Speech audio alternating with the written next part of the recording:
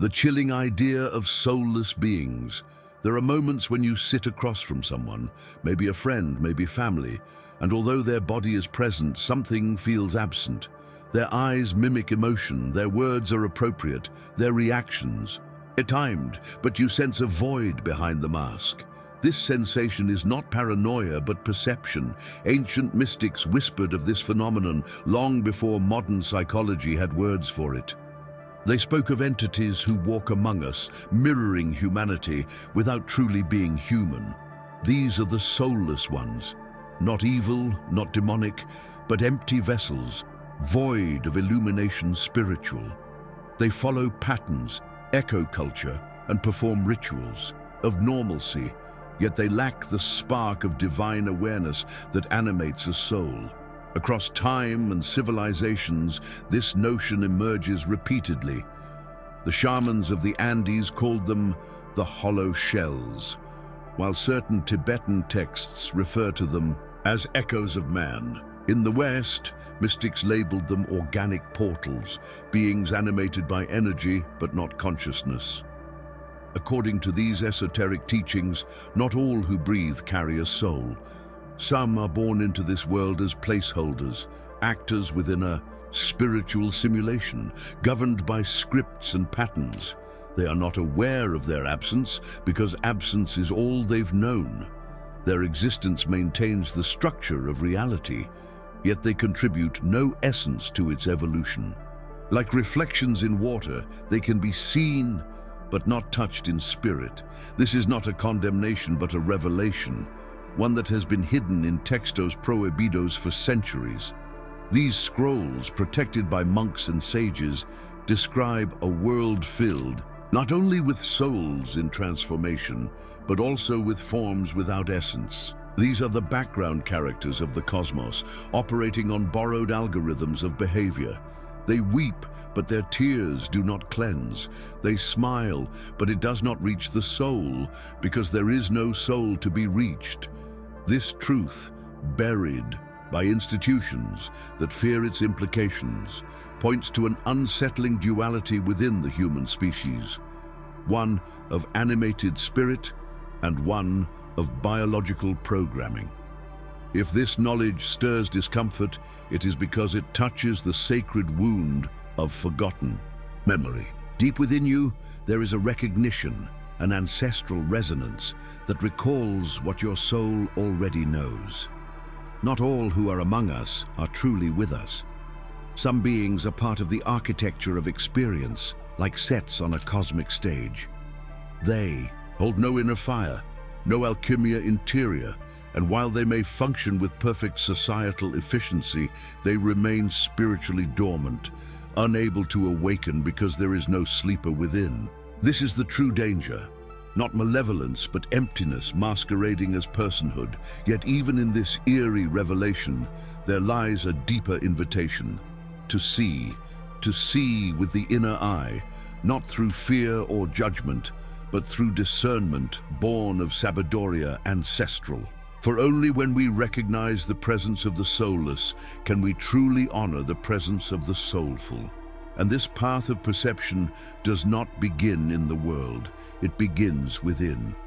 But where did this unsettling truth originate? What wisdom of old dared to preserve this forbidden knowledge? To find those answers, we must journey backward into the veiled records of ancient philosophy, lost scriptures, and the mysterios occultos of forgotten worlds. Historical and philosophical origins long before the modern world questioned the authenticity of human presence, the ancients had already documented this enigma in their sacred scrolls. The Gnostics, early mystics of hidden Christian traditions, warned of a counterfeit reality, forged not by a divine creator, but by entities known as archons, cosmic impostors who shaped a prison world of illusion. In their vision, not all humans were imbued with the divine spark. Some were mere constructs designed to populate a dream from which only a few could awaken. This heretical vision was so radical that entire sects were silenced, and their textos prohibidos buried deep beneath centuries of religious control. But the Gnostics were not alone. In Eastern philosophy, echoes of this revelation can be found in the concept of avidya, a spiritual ignorance that cloaks the soul from perceiving reality.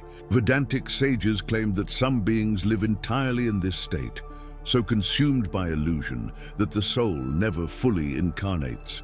In Buddhism, the wheel of samsara turns endlessly for those without awareness, locking them in lifetimes of mechanical repetition. Here the soulless are not condemned but pitied, shadows of human form, trapped in energetic cycles without ever tasting the nectar of illumina so spiritual. Their life is motion but not movement, reaction but not reflection. Fast forward to the digital age, and this ancient insight takes a new shape. Simulation theory, born from quantum physics and philosophical inquiry, proposes that our reality might be a program, a cosmic code. If so, then many beings may simply be lines of background script, NPCs or non-player characters as modern mystics call them. These entities function to give the illusion of depth in a shallow system. They exist as scaffolding for the soul's experience, not as carriers of soul themselves. The idea may seem cold, but within it lies an uncomfortable coherence, an alignment, with truths whispered for millennia by those who walked the hidden paths. One might ask, if this knowledge is real, why was it suppressed? The answer lies in power. A world that understands not all humans are equal in spiritual essence becomes impossible to control through uniform doctrine. The mysterios occultos must remain hidden so the collective illusion stays intact. But the ancients knew and encoded their understanding through metaphors and symbols, snakes eating their tails, veiled goddesses, and sleeping kings. These were not myths for entertainment, they were encrypted revelations, keys to recognizing the soulless. Among the living, those who saw through the veil were often cast out, for the truth they carried threatened the structure of the world. And so we arrive at a threshold, not merely of history, but of perception. For it is not enough to understand this intellectually. One must see it in the eyes, feel it in the silence, discern it in the echo of a laugh that lacks resonance. The ancients planted the seed of this awareness. Now it is up to us to let it bloom. But how can we truly recognize the soulless in our midst? What are the signs, the subtle fractures in the mirror of humanity that reveal their presence?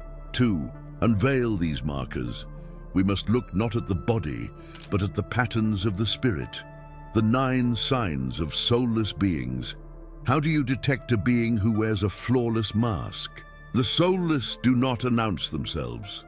They do not stumble over words or walk with shadows trailing behind. Instead, they blend perfectly.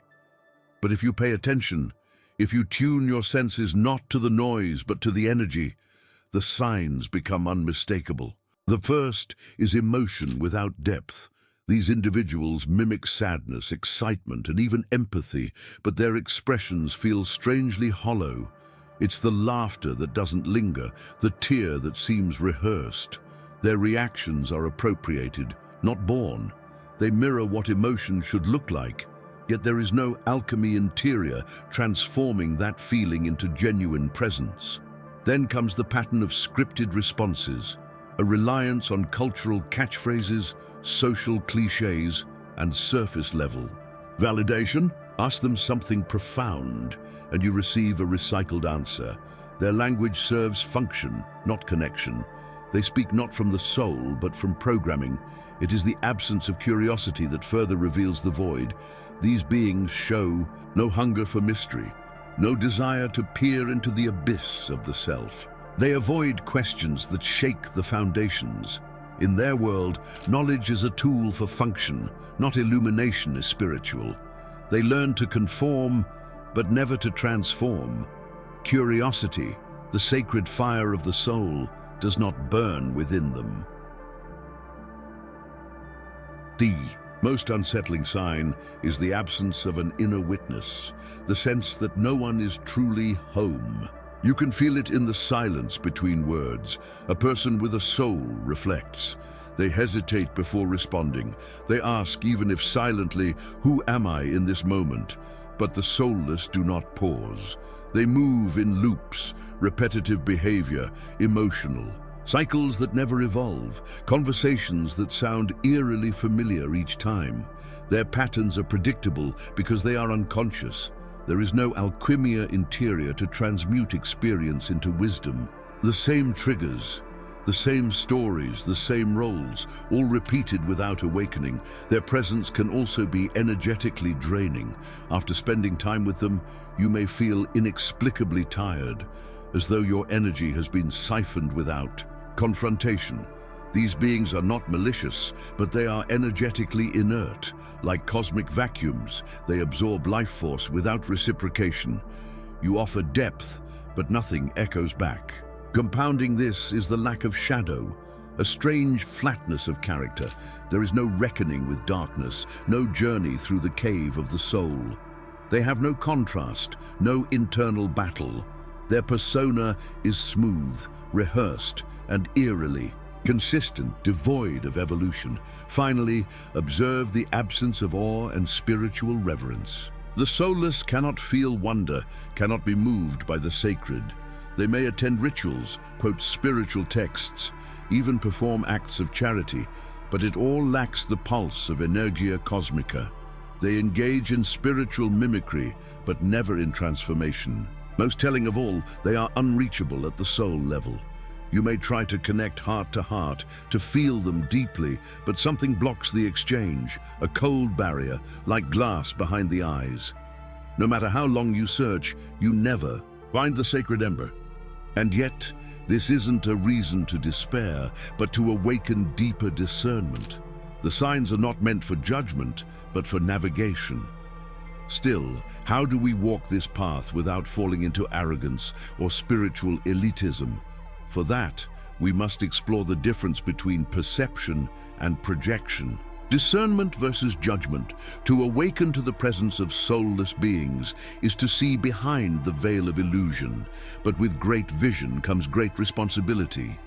The moment you recognize the signs, a dangerous temptation arises, the urge to judge. Yet true wisdom does not condemn, it observes.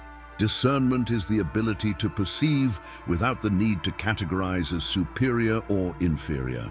It is the silent knowing that flows from Sabiduria ancestral, not the loud certainty of ego.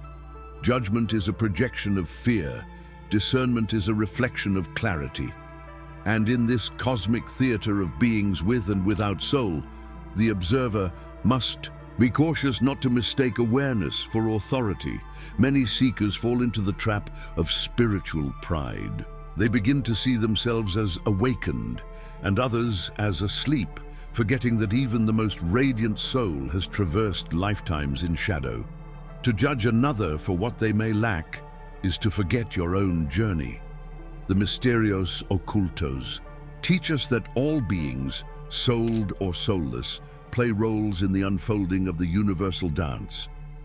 The NPCs, the hollow ones, are not enemies.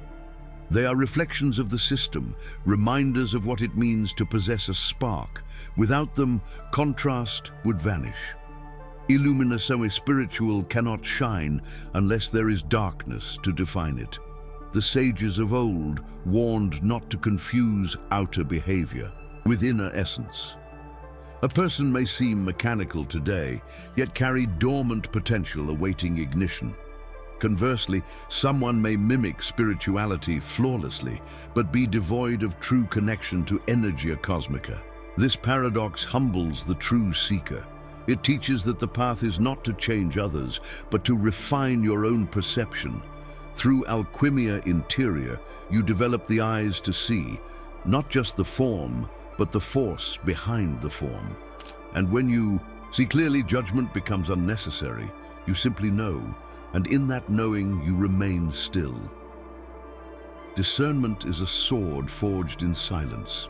It cuts through illusion, but never wounds. It protects your essence, guiding you away from those who drain or distort without needing to vilify them. It teaches you to walk with presence, to shield your energy without building walls of resentment. In a world filled with noise and distraction, discernment allows you to return to your inner temple. There, the soul whispers what the world forgets, that all perception begins within. And as you refine your own resonance, the soulless can no longer touch you, not because you reject them, but because your vibration no longer matches their emptiness. So what now? If we are to walk among such beings with compassion but without illusion, how do we live in a way that honors the sacred within us? How do we nourish the soul amidst a world built to numb it? The answer lies not in confrontation, but in a way of being, a presence rooted in cosmic awareness. It is time to explore how to live in integrity, how to preserve your soul's frequency in the midst of a simulated reality. And for that, we must turn inward and walk the path of conscious embodiment, living with awareness and integrity. To live in a world where not every face reflects a soul is a sobering truth. And yet, it is also a call to awaken deeper. If you cannot change the nature of those around you, you must refine your own.